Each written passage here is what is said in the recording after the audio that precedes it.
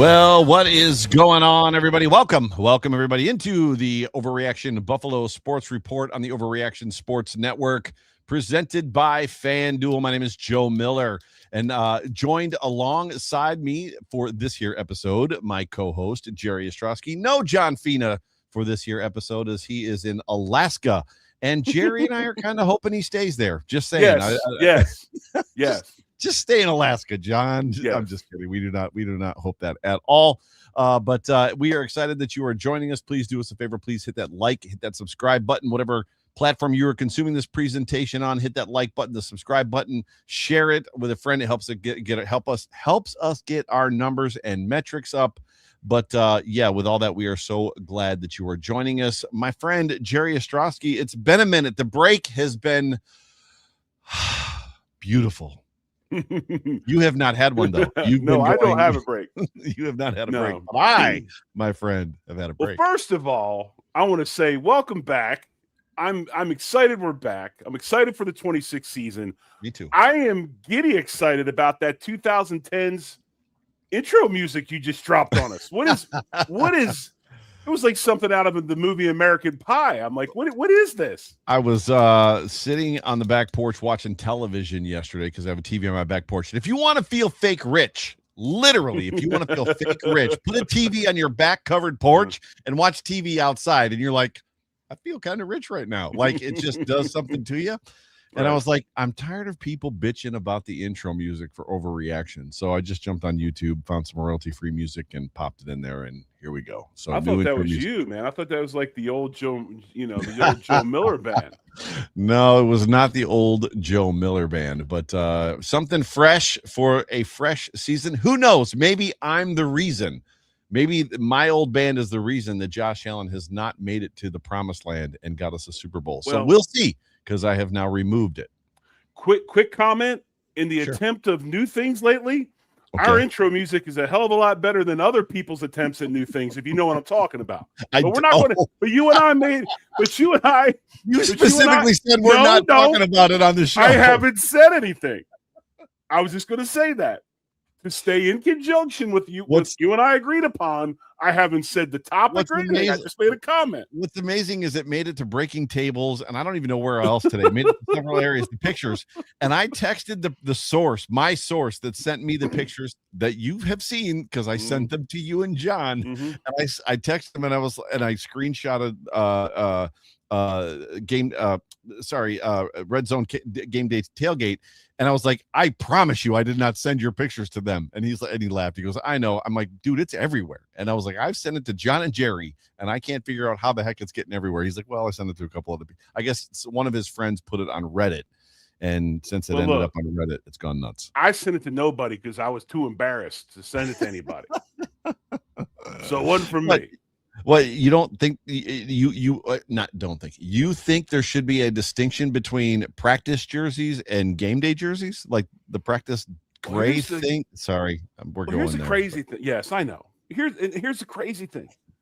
I could probably stomach the uniform once a season. The helmet is trash. It's the helmet, bro.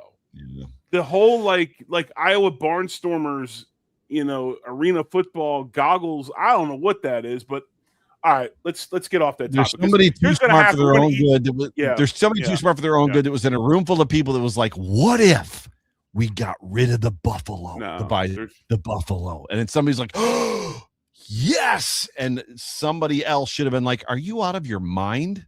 Why would we get rid of the buffalo, the bison? Well, why would we do that? That doesn't make any sense. So I think you're going to figure out real quick the helmet stripe once you get yourself in the new stadium, that they've relied pretty heavily upon that charge logo. So there's a charge section and a charge bar, which I think Kristen Kimmick has tickets in the charge bar. So there's some charge bar.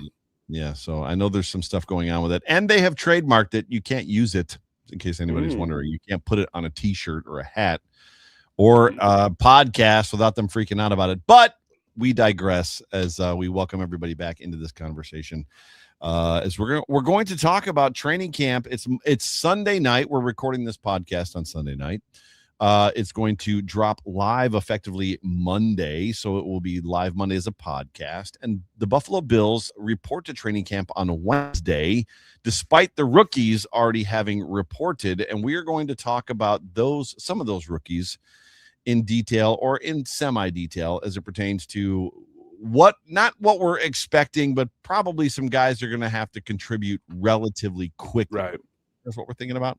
Yeah, exactly. I think there are definitely some rookies on this draft, this roster, so to speak. They're going to have to step up and play quite a bit. A few of them might end up being starters. I think, we've talked about it right now. I think there's a lengthy discussion about Davison Igbinosun, if he's going to come in and actually battle and win the starting job as a second cornerback on that defense. Somebody needs to be fired.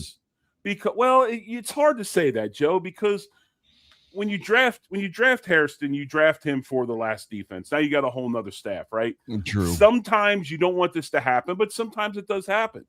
That doesn't mean that if Igbinosun does start, that Hairston's not going to be a person that really, is there to contribute. The problem is he's going to have to figure out a way to play special teams because, as has been talked about, usually the third cornerback on this team, if that's all he does is play corner, doesn't dress. Right. But we don't know what the new roster spots are going to be with this new staff because they will change.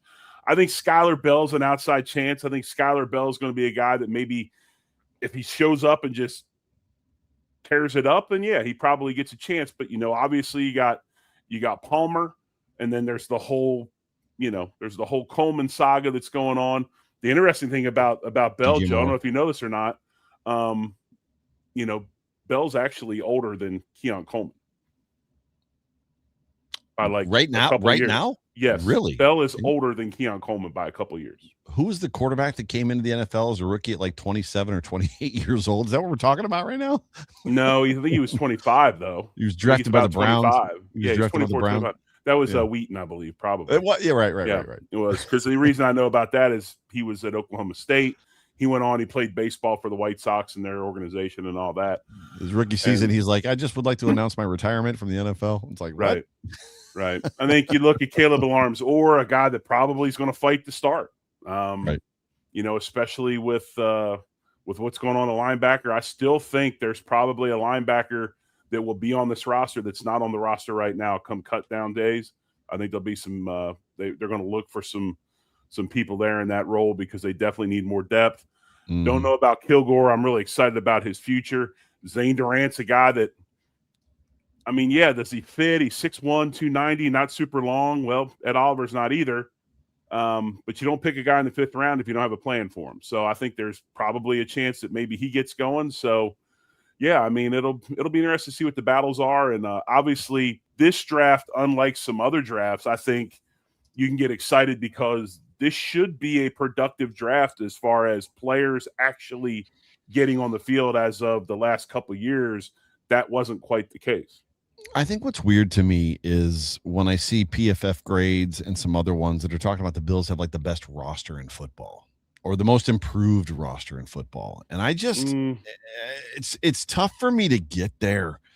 And it's not about the draft class because the draft class is what the draft class is. There's guys on this list that I'm excited about, and you just went through a lot of guys. Right. I'm sorry about that. I got excited. Yeah, and I thought we were going to go offense and defense, but that's fine. We can do that. We can completely ad hoc it from here. You and I can riff on this. It's our first day back in a while, Joe. I'm sorry. I get excited.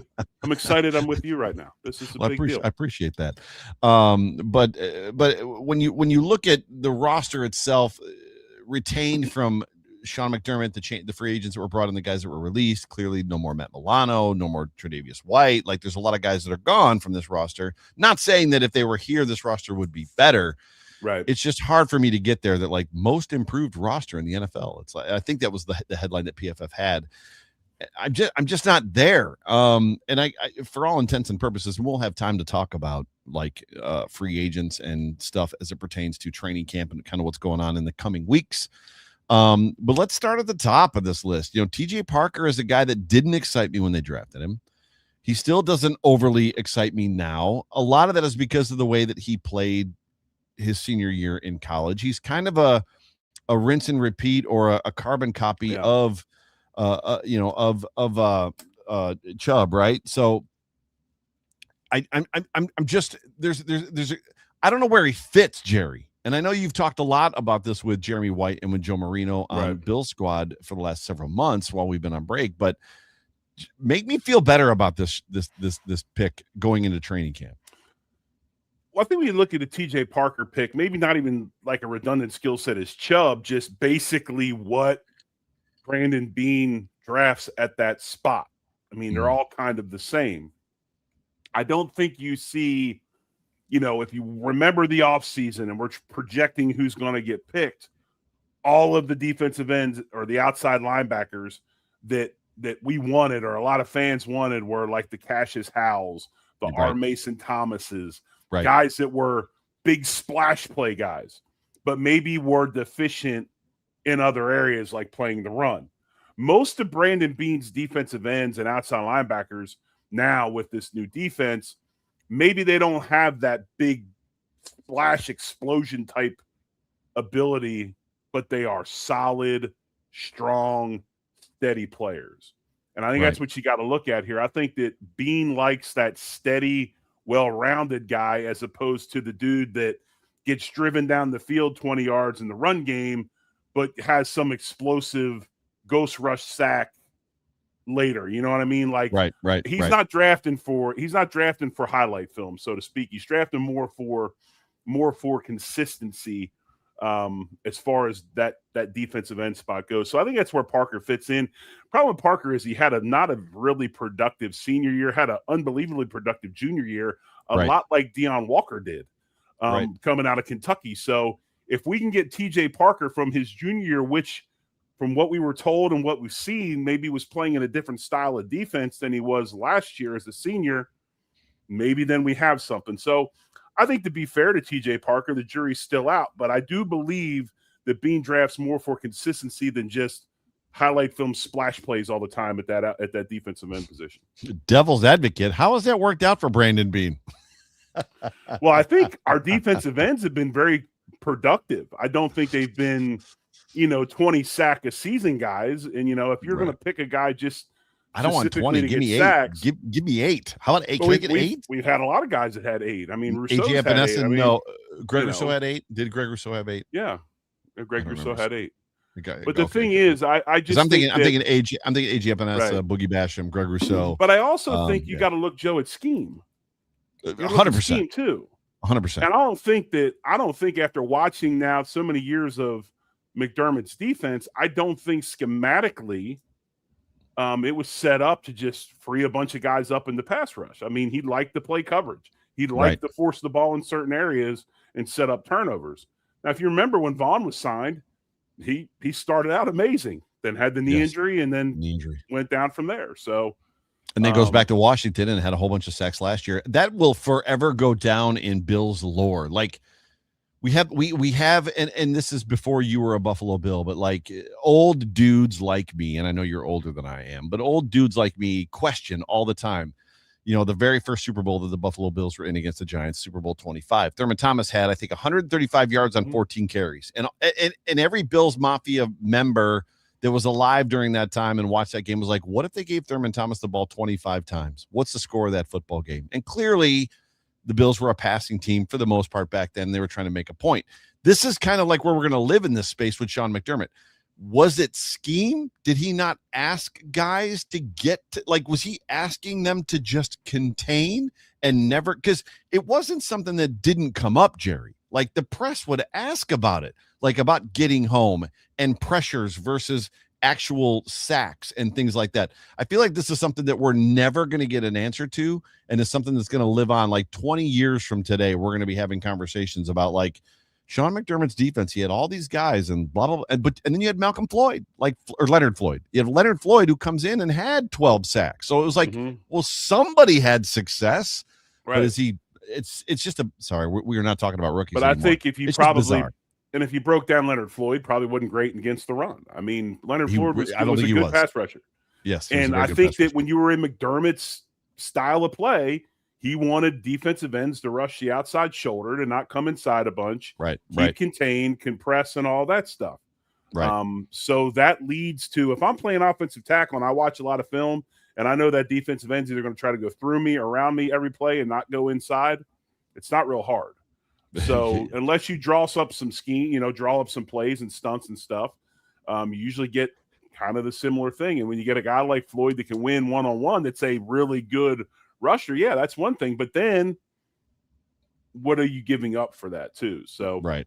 I think the jury's still out. We'll see what Leonard does. I think there'll be some differences for sure. There's going to be some differences for sure. I remember John Fina talking about it years ago, that they just didn't seem to have a bag of moves or a bag of like things to go to from defensive end. Like they wouldn't set up guys and then come inside. Like, so to your point about that, you just mentioned it a second ago. Right. John talked about it years ago, that like they just seem to have one thing. They just this is what they do.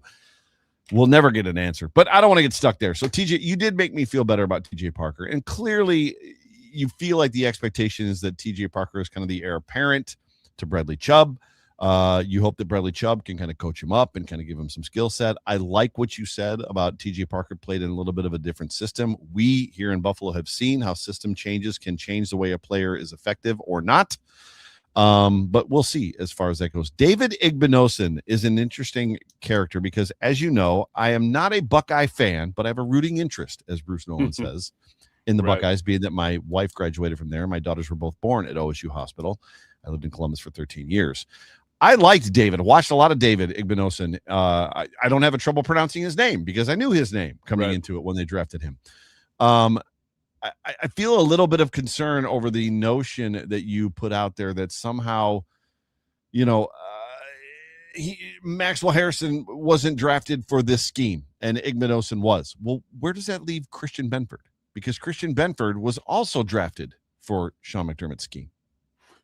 Benford has proven to be a very well-rounded corner. I think that when you hit on a guy that was drafted that late and he's become the player that he's become, like Christian Benford, really good job by your scouting department, really good job by Christian Benford, allowing himself to be developed. Now, Benford can play press man. He can get in your face. The problem with Benford is the top of routes. So this is where the pass rush is going to have to tie into the coverage because he doesn't lack elite speed like a Hairston does at the top of the route. So he can lose receivers at the top of a route while playing man, but he can do everything. He's solid. Probably, I'll say this, and I said this the other day on the Bill Squad show, and I meant it, probably one of the most underrated, if not the most underrated cornerback in the entire NFL is Christian Benford. You can look up every list of cornerbacks in the league, and they'll have 10 guys after 10 guys after 10 guys, and Christian Benford won't be in there. And that's a sin. I mean, that guy is that good. So, but if you watch him, it's kind of his thing. Like he probably likes the fact that he's under the radar. The thing about Igbinosun is this, and if you watched the Broncos defense, which we have because we played them the last 2 years, they led the league in pass interference calls. Yep. They're going to get in your grill. They're going to be aggressive. They're going to grab. They're going to play handsy. Heck, we should probably bring Elam back because that's what he was really good at, right? Was grabbing people all the time. Let's not. So we should probably bring Elam back and let him play in this system. Or go get Sauce. Right. So we tongue in cheek, right? Tongue in cheek. But anyway, I just think that when you look at this guy, 6'2", 189 pounds, man, that's a big physical corner. Yeah. Second team All Big Ten this past year. He had 2 interceptions, was tied on the team for the league in picks. He played all 14 games, started them. He was good. He was good at OSU. Yeah, he was 53 tackles, 6 pass breakups. I mean, but like everybody talks about, when you pick a guy second round like that, you're bringing him in for a purpose, not to sit around and develop, right? So I would think that of all the camp battles, the one with him and Harrison, it's going to be pretty interesting. I'm here to see it, man. It'll be interesting. We'll see what happens with Harrison, what they decide to do with him. Yep. And we are back live here on YouTube and in podcast form as the 2026 season is about to be upon us, and the Bills report to camp on Wednesday. And we are back live as well with super chats. Alan _Alps provided a super chat, which we appreciate you, my friend. He says, when the Bills played KC last year, they had the same pressure rate and QB hits as the Eagles in the Super Bowl. I don't have an issue with the archetype of pass rusher. I just need their top 4 or 5 guys to stay healthy. Do you think health has been a problem, Jerry? Because I'm not so, I mean, Rousseau's not been injured. Epinesa had a wrist, right? Didn't Epinesa have a wrist? I think Greg drug and by the way, Alan Zaps, thanks for the super chat. We appreciate you very much. It's a great gift for the first show back this season. But yeah, I mean, Rousseau had a knee for a bit when he started. It's the linebackers. The linebackers are the problem. Well, Bosa had the wrist and other things that he had problems with, and you had Ed Oliver who was out, who had problems. So there was some injuries there. That's right. But I think the misconception about this KC game was the fact that the defensive line was just running free, and we were rushing 4 guys and getting home with 4, and that's not necessarily the case. If you remember correctly, this game was when Dorian Williams. It was kind of a come out game for him, like a breakout performance. He played that spiral to a T. Kept Mahomes in the pocket when he tried to get out and held him up to where guys could eventually get there and everything else. Plus coverage on the backside was good as well. But that was definitely, yes, the pressure rates and all that were good, but it wasn't one guy whipping somebody to get home. It was a package performance by that defense of keeping Mahomes in the pocket and keeping him from getting out. We keep ending up back kind of on this topic, and it's got legs, Jerry. And I'm not here to say that it wasn't effective at times. Like I can think there was when you and I met face to face for the first time, the KC game when the Bills went to KC and we were all there and you and John were there. Like that gave us one on the fact that like there was a simulation of pressure. It kind of panicked Mahomes and Mahomes threw an interception right to Taron Johnson. I understand the concept of trying to keep certain guys in the pocket. Lamar Jackson, you absolutely do not want Lamar Jackson to get outside or inside of you. You want to keep him in the pocket. But it goes back to conversations or comments that have been made about the Bills defense under Sean McDermott that it was very predictable because it's all they did. That they did nothing but that. If they were playing Carson Wentz, who's not mobile, they were trying to do the same thing to him that they were trying to do to Lamar Jackson. And I think that's maybe where the mistake was. Partially. I think that McDermott relied on analytical football. I think he was an analytical guy. And I think that when you watch the defense, the way they performed and what they called defensively, much of their theory was, it was keep people in front of you. You're going to score in 15, 16 plays. You're not going to get the big play over the top. And I think that's what might differ between this Leonard defense and McDermott's, Joe. Yes, it's 100% why Levi Wallace was a starter on this football team because even though he wasn't attacking passing plays, he kept the guy in front of him and tackled him. Like that's what McDermott wanted. Keep him in front of you, tackle him. That's what he wanted. It's that old adage on the golf course. You're gambling with your buddy and you win a hole and you say double or nothing. You win a hole, you say double or nothing. You keep pressing with the thoughts of eventually you're going to win a hole. Right. And you're going to get your money back. And it's the same thing with this McDermott style of defense. I'm going to keep calling it to where we're keeping it in front of us. And eventually my probability of you making a mistake in 15, 16 plays is much higher than in 3 or 4. But like I said earlier, I think with this Leonard defense, Joe, you're going to see aggression outside. You're going to see we'll see some things where we get beat over the top in a couple, than like we haven't seen in the past. So there's give and take to all this, but if you want big splash plays, you're going to have to be aggressive. And when you're aggressive, sometimes you get burnt. So what you're saying is if I bogey every hole, eventually, Jerry, you're going to double bogey a hole, and I'm going to win one. I'm going to win a hole because you double bogey one. Yes. Yeah, I agree with your sentiment there as far as like we're probably going to see something over the top or a couple things, especially potentially with the safety group we have. It's going to be interesting to see how it all comes together year one. Which, we've got more guys to talk about, but there's those guys as well as we're already, Jerry, you and I get together and like the time just flies, my friend. Let it go. It's the first one back. I mean, what do we got to do? Right. Jude Bowery, you talked about. I don't know if there's much there to talk about on the offensive line. I kind of want to come back to Jude Bowery. Skyler, we'll come back to it. Skyler Bell is of interest to me because Skyler Bell reminds me a lot of when the Bills took Stevie Johnson. And I don't know where you were at in your post Bills keeping up with the team, what was going on. Right. I remember when the Buffalo Bills drafted Stevie Johnson out of Kentucky in the 7th round, and I was like, why did this guy go in the 7th round? And I don't mean that after he started playing. I mean that from his college tape. his college tape, I watched, like when I was watching, I was like, and this is before I was podcasting and doing all that stuff. I was like, this kid's good. Like why? Yeah. And it was clearly his speed. He didn't have a 40 time that NFL coaches and draft guys and like all the beatniks or whatever you want to call them, the scouts liked. And I'm not saying that Jude Bowery is slow, but Jude Bowery's film reminds me of that. Like I was listening to somebody this week talk about how they couldn't see Jude necessarily breaking into possibly the top 3 this year, but I don't know, Jerry. Like I feel like there's an opportunity here for him with the guys that are in, not DJ Moore necessarily, not Khalil Shakir, but I think there's a chance that if this coaching staff is truly about the best players will play, which McDermott's coaching staff was not always about that, but if the best players are going to play and we need the most effective guys on the field, I feel like this kid has a skill set. You're talking Skylar Bell, correct? Sorry, did I say Jude Bowery in there? Yes, yeah. Skylar Bell, my bad. That's yes, all right. I apologize. Yep. No, I think you're right, Joe. I think the kid's got some chops to him. I mean, he's got some he's got some route presence. He runs the full tree of routes. He's got good hands, makes plays, all that. There's got to be some things happen. And I think, to me anyway, when I look at this, the key to the wide receiver room as far as the door opening for a guy like Skylar Bell to really get a solid opportunity to play every week. What's going to happen with Joshua Palmer? That's really what I look at. Like, he's going to be injured. He was injured last year. He's been injured most of the OTAs. He sat on the side, was working through things. Yes. Where is he when he comes back?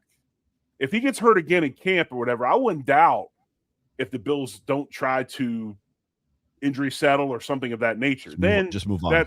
That opens up a spot. And maybe Skylar Bell steps through it. I don't think this is a case where, and I could be wrong. I mean, believe me, I played in the league for 10 years. I've seen where things were said, and then what happens is completely different than the things that were said, right? So it wouldn't shock me, but I truly believe this organization for all our Canadians that are watching, when they say that with an S, when they say that the best thing that happened to Keon Coleman was Joe Brady getting hired, which is words out of Joe Brady's mouth, and they talk about Keon Coleman like that, I expect them to give him all opportunities to produce. And like I said, I don't think if Keon Coleman was picked in the 3rd or 4th round, nothing would be said. But when they took him with the first pick in the 2nd, okay, and they try, and all of a sudden the Mafia, it was moving down, so it looked like they were moving down to get him. Yep, and rightfully so. The Mafia that was very, very wide receiver hungry latched upon this is the guy, the savior. You've seen him do some good things early, then had the wrist injury, didn't quite come back from it, then had the issues he had last year where he was actually benched for a few games. I don't think it was his fault he was picked in the 2nd round, but honestly, he probably should have been a third or 4th round guy, and then that pressure is not on him like it is. So a lot of that, I think, was the fact that he was overdrafted into that spot. That's just my opinion. I think that's a good opinion, Jerry. I think that's a good take. The bizarre part, and I keep, that's like the 3rd time. By the way, how many times did they say Jude Bowery instead of Skylar Bell? Like 3, but it's okay. I'm sorry. I'm fresh off the bench. Right, it's first day back, dude. It's first day back. Shaking off the rust. So it showed up in my Twitter feed, which you can see by my handle over here. Like, I'm Twitterless. I deactivated. Yeah, what's up with that?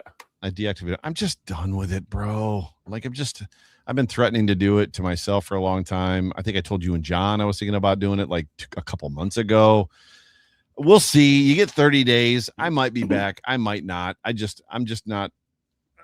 I've got the overreaction handle that I can still like get some information. So let me ask you a question. Okay. What's your new addiction? I don't have. Because you're going to replace one with the one you gave up. Well, the offseason for me is a cut loose. Like I cut ties with Twitter, so I take it off of my phone. X, I take it off my phone. So generally, like after the Super Bowl, I take it off my phone. Anyway, so I haven't really had it on my phone for months. Is I just basically get on it from my laptop if I need to find out if I just want to check in or see what's going on. So my posting activity is way down as far as that goes. Now, when the football season comes, that's the problem. So when the football season starts, what am I going to do with my hands during the game? Right? Because we all know what happened. Well, we have the Discord channel. I'll probably be in the Discord channel more. Maybe that's my new addiction. The Discord channel, you, me, and the 4 other people that are in there with us. So anyways, getting back to it. I saw a clip of the end of the Ravens game last year, and Keon came up with a couple big catches, as did Joshua Palmer. He's not without talent or skills or capabilities. It's the consistency piece. He's just not, I don't want to use the word reliable. He's just not like Mac Hollins, and I'm not saying that their skill sets are similar because they're not, although they're similar size players and types of players.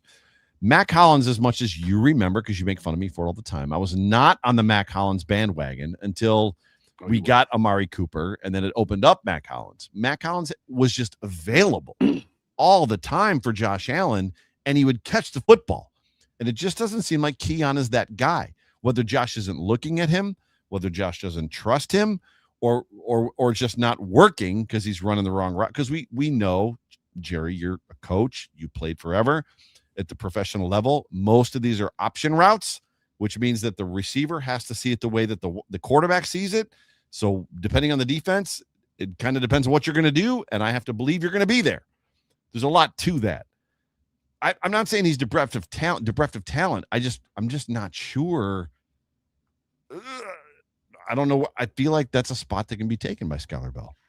I said it earlier. I think there's a lot to be said about the fact that Skylar Bell is older than Keon Coleman, and Keon's going into his 3rd year in the NFL.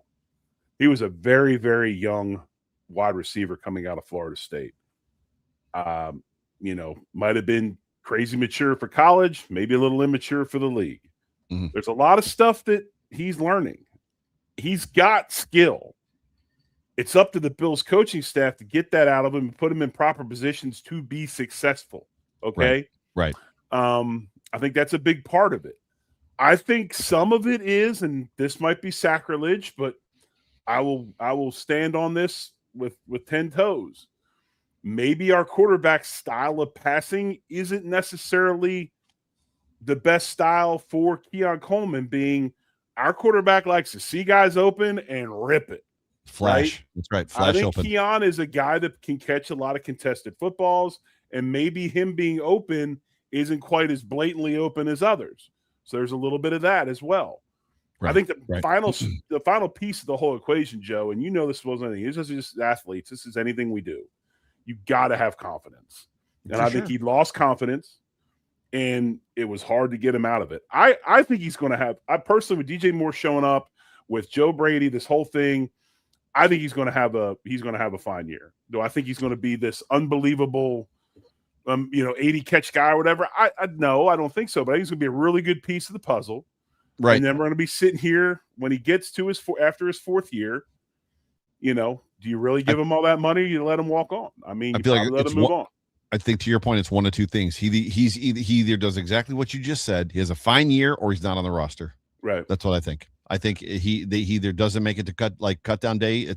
They're like, yeah, he will be on the team this year. He's not getting cut, I don't think. Not off of a preseason. Dude, there's guys out there. They don't do enough in the preseason anymore to make that kind of decision on him. But they make all their decisions in camp. They make all their decisions. But there's not enough time. You might be right. I'm definitely not saying you're right. You're right. But see, here's the thing. I'm sitting here arguing this point like I know that. And what did I say 10 minutes ago? I've heard things before that were said and promised, and then the complete opposite happened. So, yes, it can happen. He can get cut. But I just don't think that's the case with him. I don't think you give up on that young talent that early. That's just me. Hey, I'm just telling you, there's a couple of things that I'm on the soapbox about this offseason. One is him. And I'm not saying, like I said, I'm not saying he's going to be QB or wide receiver 1. I'm just saying I think he's going to be much better than he's been doing. And the other one's Deion Dawkins. If Deion has the type of season that I think he's going to have, I am going to be insufferable. because there is a lot of receipts out there on a lot of people saying really, really ridiculous things. I cannot wait. But the ridiculous things come with the 45 pounds that he lost. So there's an aspect of y'all keep saying it. Go ahead. I've got them all. Dion clearly recognizes that the last couple of years, his early starts to the season have been very good. Dion Dawkins-esque football, and the back half of his, like, Dion is my daughter's favorite player, and even she at some points has been like, he looks big. Like, he knows what ends up happening. So for him to lose 45 pounds, at least reported, 45 pounds in the offseason, coming in low, like at a lower weight than he was in his rookie season, and in his own words is expecting to have the best season of his career because of all the lost weight. That's a recognition even on his own part. So the problem with the receipts is there's the but that's there. Yeah, but he's not 45 pounds overweight anymore. He's now like where he should be playing, and he's hopefully he manages it through the whole season. No, it's fine to comment on the weight. And by the way, I'm not pulling the I played and you didn't. I am pulling the I was Listen, Ryan Clark. Listen, Ryan Clark. Yes. Oh, God, don't even say that. Gray jerseys and Ryan Clark. That's what we're talking about tonight. I am saying I'm going to pull the I was an older offensive lineman that had trouble losing weight card on you, though. I will say that. Okay. I'm not going to pull the I played. I'm going to pull the I had issues with my weight. Okay. Got it. But it wasn't the fact that you can make comments about the weight. I made comments about it. It was the bumminess, and he's terrible. Get rid of him. But okay, that's crap. That's crap. He's definitely not. He hasn't lost a step. That's for sure. And it's like what Andy said. Okay, it's like what Andy said over here. This is what's hilarious to me. If Dion lost 45 pounds and mentioned he was 335 now, he was actually playing at 380. Yeah. There was guys that I played with that were over 400. Jerry Crafts. I mean. Yeah. Did I get that name right? I'm right? Jerry Crafts. Jerry was close. I don't think he was he was there. That dude was enormous. Like, I remember meeting Jerry Crafts. I think he was the coach for the Buffalo Destroyers when the Bills had the team in Buffalo, or not the Bills, when the Arena League team was in Buffalo before they went to Columbus. Jerry Crafts was the coach for a little while. But it's like I say, people, they don't understand people that are big out the womb. Okay, not everybody's John Fina. All right, we don't gorge ourselves to be 300 pounds and then retire and be 220 and walk around with the entire J. Crew catalog in our closet. That a lot of us don't do that. Big out the womb dudes. John Fina tells the story about how on weigh-in day that you guys had every single week, you guys wouldn't eat for the day before. Like, you'd fast for 24 hours. And John is like pounding a bowl of macaroni and cheese like 10 minutes before. John Fina had a 5-pound weight in the back of his truck in his back seat. And when he would walk in, he would have it in his coat pocket and weigh in with a plate in his pocket. Meanwhile, I'm over there trying to squeeze every last ounce of urine out of my body and spitting into a cup. Yes. Bruno Fina said we interviewed him a couple weeks ago at MafiaCon, and I think we may have been in the truck, and we talked. Bruno and I were recanting that story from John. And Bruno said that he would, like, before weigh-in, even at Duke, he was drinking like tons of water. He'd drink like 4, 5, 6 bottles of water before weigh-in, and then like he's like, I'd go step on the scale and I had to have to pee so bad. It was incredible just to like get weight up. So sorry. This comment's not true. Okay. So yes, the Bills do charge 800 pounds per pound. $800 per pound. But it's the CBA sets the price, not the Bills. Gotcha. They can fine all the way up to, it was $847, I think, by the CBA. When I played, it was $380 something when I was playing. So it's gone up quite a bit. But this is all set by the league and the collective bargaining agreement, not the Bills in general, because they're like making it seem like the Bills are like really proactive on this weight thing. And no, you don't do anything like that with fine wise with a player unless it's been negotiated and okayed with the CBA. Right. Getting long in the tooth. I know we wanted to talk about offensive line a little bit, which would have included one Bruno Fina. Because we got the opportunity to interview him at MafiaCon a couple weeks ago, which if you have not, it's posted. It's both in podcast form as well as on YouTube. So you can go back and you can check that out. John Fina's son, who is not a practice squad, but he was undrafted rookie free agent that the Bills have signed. When it comes to the opportunity there, Jude Bowery is an interesting guy, because when you look at the depth chart for the Buffalo Bills, Tylan Grable is there and should be healthy, right? So when you assume, as ESPN has, that Alec Anderson, the former swing tackle or the current swing tackle, is moving to the left guard spot, that leaves Tylan Grable to kind of be that guy, that heir apparent. But you feel like Jude Bowery is potentially going to get a bunch of opportunity to play this year. Well, Bowery's an enormous man. He's bigger than Grable. They got him listed bigger than you, Jerry. He's 6'5". I mean, he's huge. They got him listed at 314. He's more than 314, I believe. You have the biggest hands I've ever shook.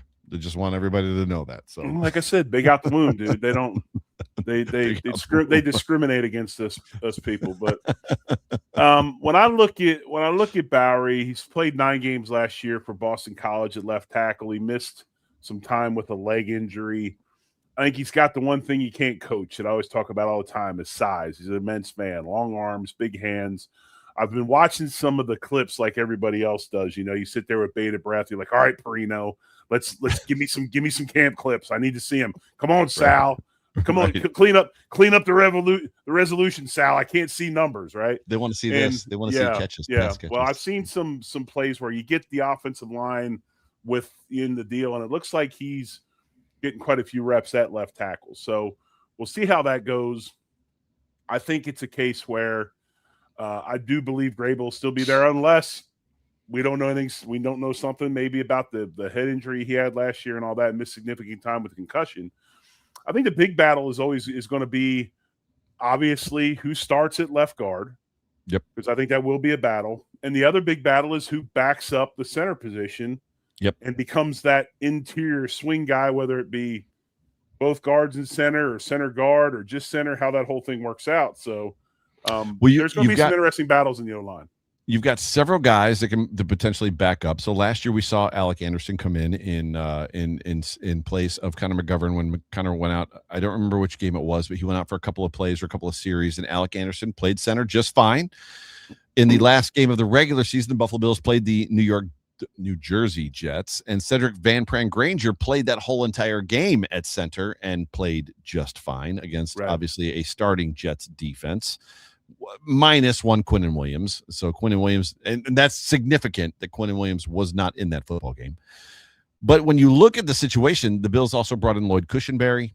They still have Cedric Van Pran Granger on the roster, and I very much feel like SVP is in a weird spot, Jerry, because he's going into his 4th season. The Bills just re-signed Connor McGovern. And NFL teams, as much as they want good players on their football team, NFL teams are about developing players, not paying big contracts to players unless their name is Josh Allen, Patrick Mahomes, right? Lamar Jackson, names like that, Matthew Stafford. So what does that mean for SVP, Cedric Van Pran Granger, if they're re-signing Connor McGovern when Cedric is into his 4th season? I just don't know. I feel like one of these two dudes is going to get moved, or is it going to be on this football team, whether it's Cushenberry or SVP? And I think that opens an opportunity for one potential practice squad player at a development center in a Bruno Fina. I think when you look at the center spot right now and we talk about them signing McGovern fell in their lap. Yes. Remember how the negotiations went. Bills didn't reach out. Bills weren't talking to him. He basically was like, please call me. I want to talk. You don't know what I'll take. Right. Please. Right. And next thing you know, he negotiates and they sign for $11 million. And, you know, good job, Brandon Beane. You did a great job of getting a guy. $11 million? Yes, it wasn't $16 million. It's $11 million. It was down there around the price that they got Cook for. Okay. So you've got a situation where, you know, you got this great player that's played really well this year, and you got him at a cheap. Yes. Again, great job, Beane. So, 4 year, $52 million. So you are correct. Like 12 million, 31 million guaranteed. Yeah, yep. Right about there. Yep. So when you look at this, he fell in their lap. Now all of a sudden, they must have been negotiating with Quisenberry or whatever, and McDermott has not McDermott. Brady has some history with him. They signed him on the cheap, but he's a one-trick pony. He's playing nothing but center, no guard, has never had any guard reps. Right. The guy they bring in to battle with Anderson at guard, he's got center and guard reps. So if Anderson wins, is that guy now your swing man? So, yeah, I think you're looking at a case where I don't think that maybe they necessarily think that SVG is or Van Perrin Granger is the guy for the future. As a fourth-year player and a fifth-round pick, this is it, right? Where is it? So when McGovern's contract is up, whether it's 2 years or 3 years, SVP is in year 6 or 7, right? I mean, he'll be my personal opinion is he'll probably be one of those guys that'll be moved this year. Either it'll be Van Perrin Granger or Lloyd Cushenberry when they get close to the cut deadline. One of them will be traded or something of that nature. I wouldn't doubt if it wasn't Van Perrin Granger and they keep the veteran around just to have veteran backup and go from there. Real quick before I move us on to the last part of the episode, had an opportunity to talk to Bruno Fina at Mafia Con, as we said, myself and Anthony Marino. Great time. First time I got to meet Anthony Marino, 6'4", 6'5", big old boy. I could not believe it. I was like, oh, hi, Anthony. Like, I was surprised how tall Anthony Marino was, because you never know. Like, when you see people on a podcast, you expect them to be bigger or smaller just based on what the camera's showing you.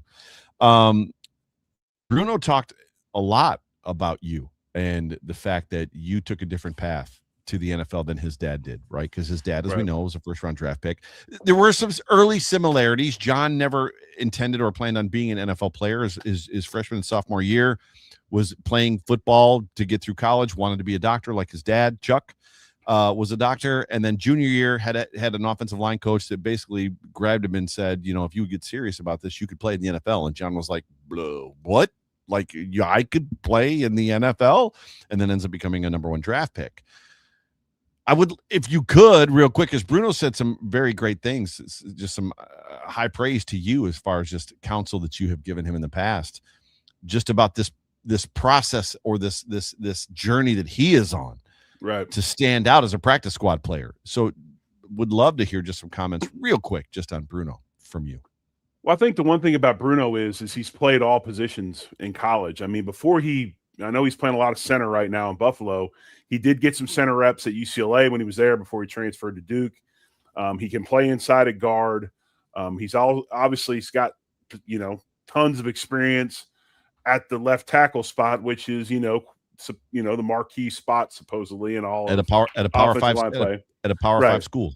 So he played against the draft pick from the Bills this year. He had a really good game against TJ Parker, by the way, if you want to go watch it. But yes, it's one of those things where Bruno's got a lot of upside to him. I mean, he's got a lot of upside to him. And I think that some of the offenses he has played in, they've been a lot of 2-point stance type offenses. And, it was more, super athletic quarterback. If the first guy's out, he bails, those types of things. I think he's got a lot in the tank as far as his versatility, his intelligence is through the roof, his want to. I mean, it means something to him to play this game well. So there's a lot of really good things. Bill Parcells, I say it all the time. Bill Parcells, when he sat down with his scouts or whatever, they start trying to sell him on a player, and he go, "Look, I get it. I know how fast he is. I know how high he can jump. Tell me about the things I can't see." Right. Tell me about the intangibles, the things I can't see, the leadership, the intelligence, Josh Allen stuff. Right. And that's where Bruno's like lights out. He's like 99.9 percentile. It's the intangibles. Just a wonderful kid, wonderful person. By the way, I just want to say that in the comment section, it's very cool to see people like reconnecting, because we haven't been on in 2 months. So the fact that like dudes are like saying, "Hey, it's good to see you. Haven't seen you in a while." And so the best thing that happened to me was I had gotten cut twice. I got cut by the Kansas City Chiefs, got cut by Atlanta. Yes, I got it right. And then there's a guy that was the pro player personnel director, or actually college personnel director from Buffalo, named Dwight Adams, who was from Arkansas, up by Little Rock, who used to come to Tulsa all the time. I was down there working after I got cut by Atlanta. Dwight showed up. He says, "Hey, I thought I told you to go to Buffalo in the offseason. I said, I know. We decided to go to Atlanta. It was stupid. He goes, well, look, we got a practice squad spot open in 2 weeks. I want you to have it. He goes, I can't guarantee it, but if everything works the way I think it will, I want you to have it. And so I was like, yeah, okay, whatever. 2 weeks came, I get a phone call. We want to fly up to Buffalo. So I flew to Buffalo on a Sunday. Flew up on a Sunday. No, flew up on a Monday. Took a physical and worked out on Tuesday. Signed a contract Wednesday morning, practiced Wednesday afternoon, and didn't leave for 10 years. That's how my time started in Buffalo. Right. And if I had an opportunity to what's the word, to a campaign for somebody that probably belongs to the NFL Hall of Fame, Jerry, it's you. So no, yeah, I don't belong in the Hall of Fame, but I appreciate I don't know, dude. Like ChatGPT would say otherwise, but yeah, that's fine. But the point I'm trying to make is that practice squad experience that I had, and back then we only had 5 guys in the practice squad. Now it's like 15, right?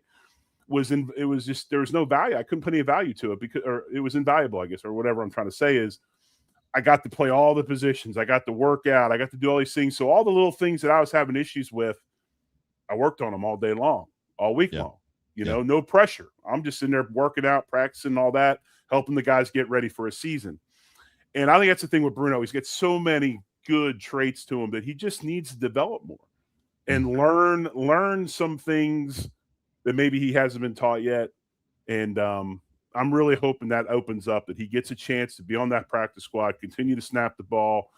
If they need a guard that day, play guard. If they need to tackle, play tackle, and just show the fact that he's worthy of being there. So I really hope that happens. By the way, I got really excited about having it right because when we were at MafiaCon, I said that because Bruno was like, I think he got drafted by the Chiefs. I was like, yeah, then he went to the Falcons, I believe. So the fact that I got that right is like 2 points. So let's wrap up the show real quick by talking about probably what is understated, not stated, the most important. You and I talked about it before the show as we put this together. Rookie coming into the season, and it's not rookie, it's rookies in the defensive coordinator and the head coach. But the most important one is obviously Joe Brady, the head coach. When you're talking about a rookie situation, how much pressure is on this guy, Jerry? Because I said to you earlier today, and I'll say it again, I almost wonder if the pressure isn't on Joe Brady as much as it is on the franchise. If the Buffalo Bills make it into the playoffs and do what they've always done, there probably isn't much conversation. There'll be some Twitter chatter, X chatter about like, oh, then why do we fire McDermott? Blah, blah, blah, right? But if they don't make the playoffs, if they get bounced in round 1, I don't know that it looks bad on Joe Brady as much as it does on Brandon Beane and Terry Pegula. I think there's a tremendous amount of pressure on Joe Brady, and here's why. You know, when you become the head coach, especially after you've worked for the predecessor, okay? Right. All of a sudden they're they move on from the guy. We just couldn't nail this anymore. This is our guy. And they bring him out like Simba and raise him above Pride Rock and everybody cheers. And and then you start making crazy comments like I'm the weather and just spot the ball, put the ball down. And you start making all these comments and everything. But when at the end of the day, and I've said this before, if people have heard me talk about it, I mean this because it's true. At the end of the day, when everybody's going home to see their wives and their kids and all that, you're the guy sitting in the corner office by yourself. And it becomes a lonely place. Right. And he's going to learn that. The other thing is this. As bad as a lot of people have made Sean McDermott out to be, and believe me, there was a very, very designated offseason smear campaign for sure to express all the things that he wasn't.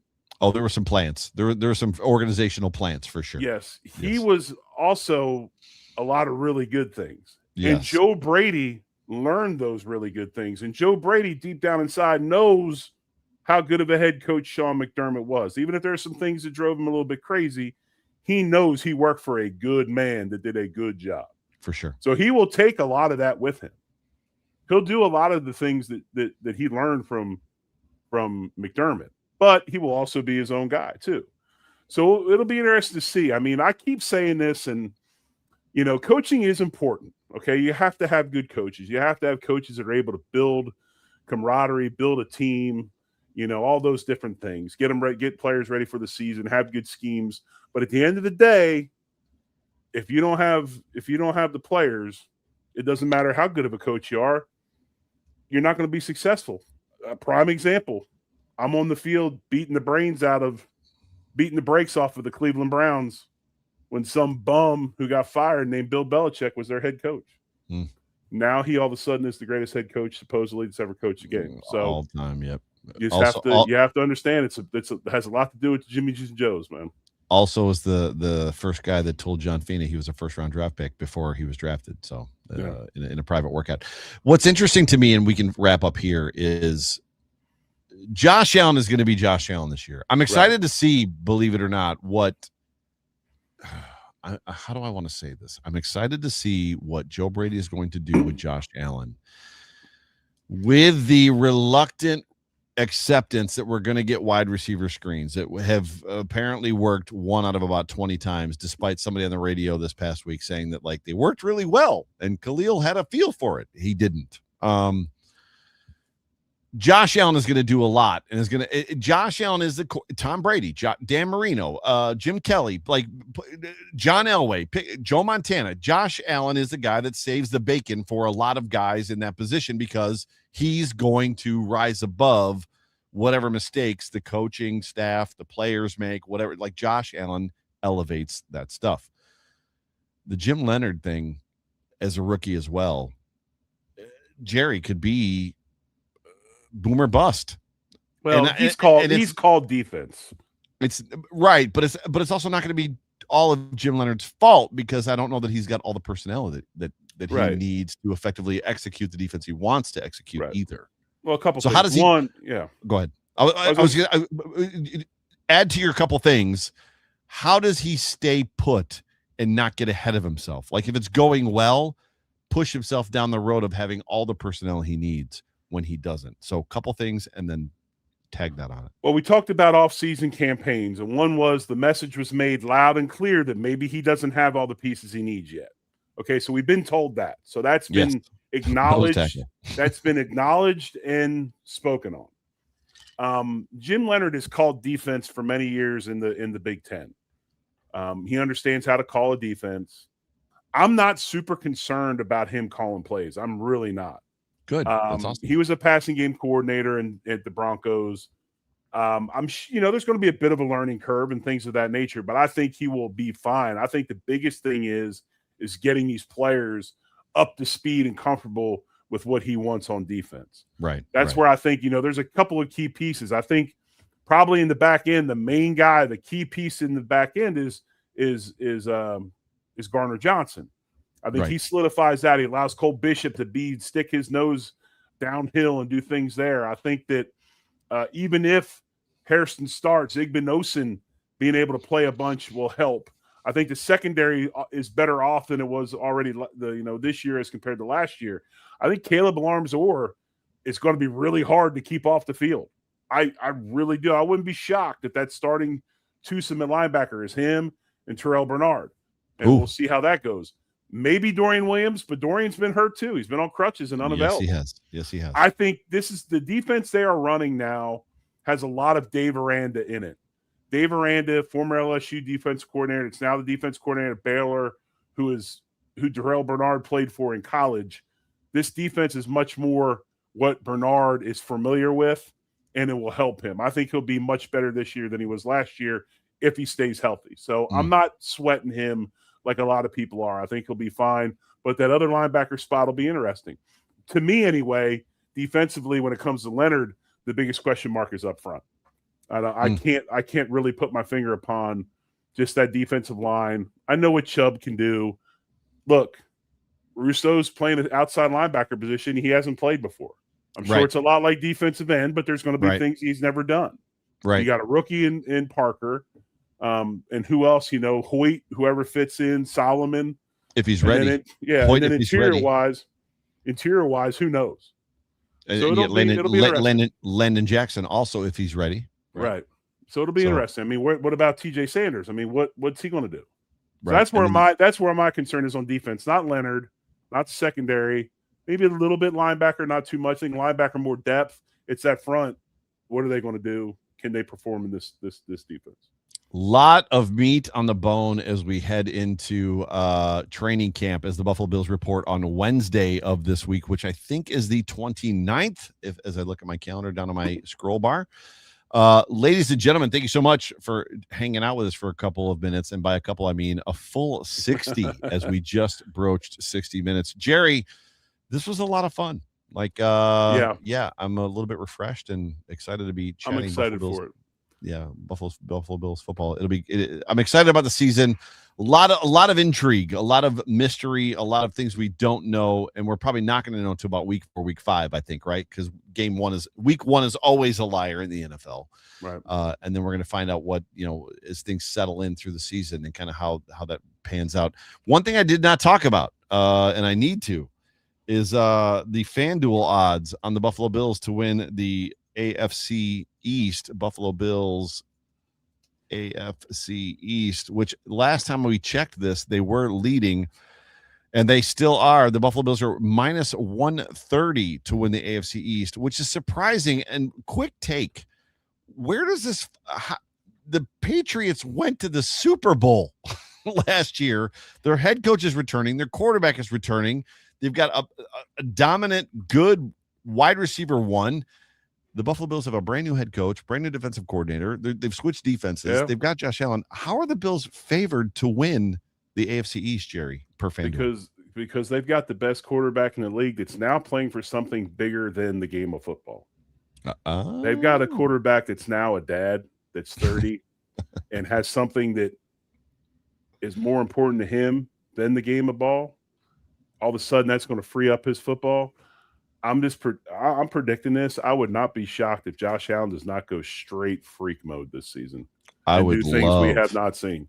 Oh, that's 2020 Josh Allen. Josh Allen 2020 was like, who is this guy? I've seen it, man. Star players that all of a sudden their lives are like just everything's in order. I'm just telling you, man. It's a special thing. And I would not be shocked if Mr. Allen has an unreal season. Ladies and gentlemen, so coming up this season, once the season pretty much starts, your schedule for Overreaction is going to be the Buffalo Bills Overreaction post-game show after every football game, Bills game, but typically on Sundays.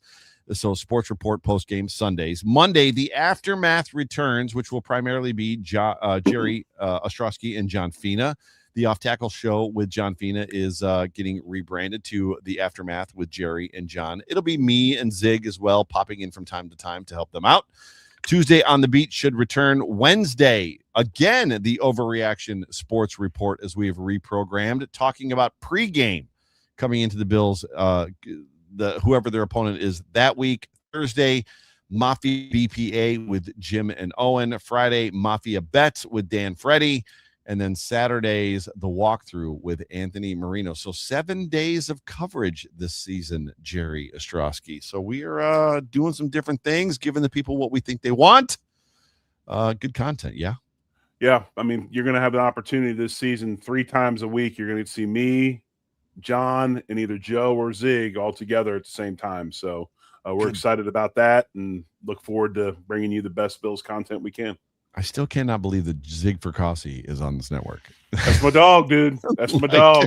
That's my dog. I'm telling you. Hey, I'm telling you, dude, if I lived in the same town as him, I'd hang out with Zig all the time. Zig is my dog. Every time I hear his voice, I'm like translated back to 2006 in my Dodge. What was the long car, the station wagon? The Magnum, the Dodge Magnum. I had a Dodge Magnum with Sirius NFL Radio, and I would listen to Zig and Bob Papa and all those guys. Like Zig was on my radio all the time because I was on the road all the time doing sales work. But when I talk to Zig, I feel like him and I should be sitting outside at a small table outside of Satriella's pork store, talking about drinking an espresso and talking about life. We need to get Zig. We need to get Zig to Buffalo. We need to get Zig to Buffalo with you, me, and John. Yes, and we do. Literally do that at a Buffalo pizza place, like you and John and I did last year at O'Neill's. Well, I'll be at the home opener. I'm hoping to come up later in the season. Maybe we can get Zig up there later in the year where we can all get together. Yeah, it'd be awesome. Ladies and gentlemen, thank you so much for tuning in to the Overreaction Buffalo Sports Report on the Overreaction Sports Network. presented by FanDuel. So good to have every single one of you joining us. Please hit that like and subscribe button on the way out. But for me, for John, for Jerry, for all of us here at Overreaction, we appreciate you guys. Love you. Go Bills. Much love, folks. Appreciate you very much. Go Bills. Go Bills.